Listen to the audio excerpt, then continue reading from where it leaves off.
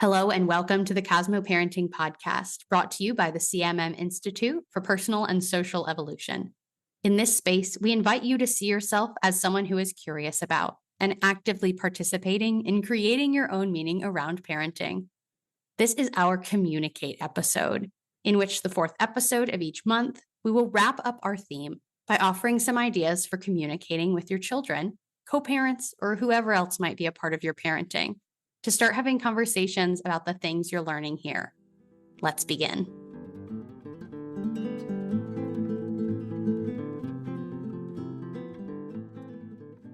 Today, I am joined for the last time by Don Waisanen, who is a father, a professor, consultant, author, and improviser. Hello, Don. Thanks for joining me for this last conversation together.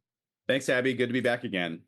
Today, we're talking about change, and I think it's a fitting last theme for us to leave people with, as life will only continue to change from here. Last week, Stephanie talked about a strategy that has really stuck with me. The 3C strategies. How is our thinking confirmed, challenged, or changed is what she offered. And I think that's such a great, very simple sounding practice for us to be reflecting with. So with that in mind, I'm curious what you would add to the conversation we're having around change.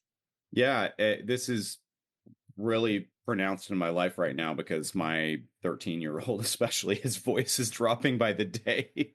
So it's constant change. I think there's a really interesting balance when it comes to parenting, watching your kids grow and change.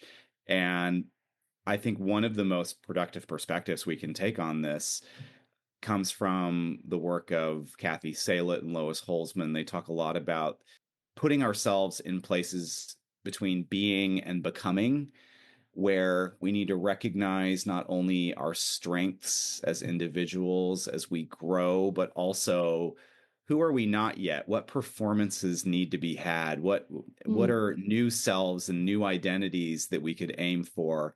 And just like learning to ride a bike, when you get on the bike, the state of being is you don't know how to ride a bike, but you just pedal and you go lopsided a little bit and you make your way through. And then the next thing you know, you performed your way into a new role. And that's all of life. There's always room for growth and change. And I just watched this with my kids, and I know there's a lot that's said about growth mindset and fixed mindset, but there really is a lot to that kids very easily get into a fixed mindset about a lot of things. And I think over time, I've just seen a major role of parenting being constantly pointing toward the becoming aspect of being a kid. First of all, validating their strengths and saying you're great and you are valuable, and affirming their humanity.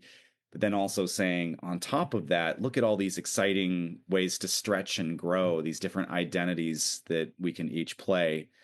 And I love that movies, frankly, like Inside Out, have brought that into a lot of the public consciousness recently. Yeah, right. It gives you those kinds of things give you a great resource for talking about these things. Oh, like internal family systems therapy, which is all about there's different parts of ourselves that come to the fore or get submerged, and right now we're feeling angry, that seems to be in central control, but there's a core self beneath that is compassionate, caring, that has character, there's integrity there. I know that's there, you've done that so many times. So I think thinking a lot about the language and the discourse we use to talk with our kids about this stuff is worth every parent's full attention at some point. It makes a big difference. This is the theme that makes me think about resilience and how you could foster that in children. I think about change as something that can be really scary and really disorienting if you're not equipped to navigate it, if you're not taught to expect change, if you're not modeled this like growth mindset that you've talked about. Yeah. And I think that resilience has to do with contexts a lot. Learning to work with different contexts comes up huge, because if we think about it, our kids are often in very small, limited social worlds. Hmm. When I hear my 6-year-old or 9-year-old talk about what's happening at school, I love it, frankly. This is going on. There's a concert next week, and oh, there's a pizza thing. Oh, and can we go to Chipotle tonight because there's a fundraiser. Like it's all about like what's happening at school and Yeah. all the little events and things that they're excited about.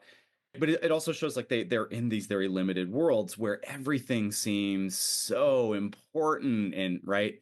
And I often have to say to my kids, it's like, well, the school's one context, but there's others. And let's zoom out. What would a bigger picture on this look like? My favorite thing on all of this ever, if anybody listening has never seen this, it's worth your time. Go onto YouTube, put in pale blue dot and watch I think it's a 2 or 3 minute video from Carl Sagan. I think it's near the end of Carl Sagan's life. He did this video where he showed Earth. It was all zoomed in on Earth and the context of what was happening on Earth. And the whole video just zooms out to the rest of the universe till you Mm. see nothing in the distance but the pale blue dot.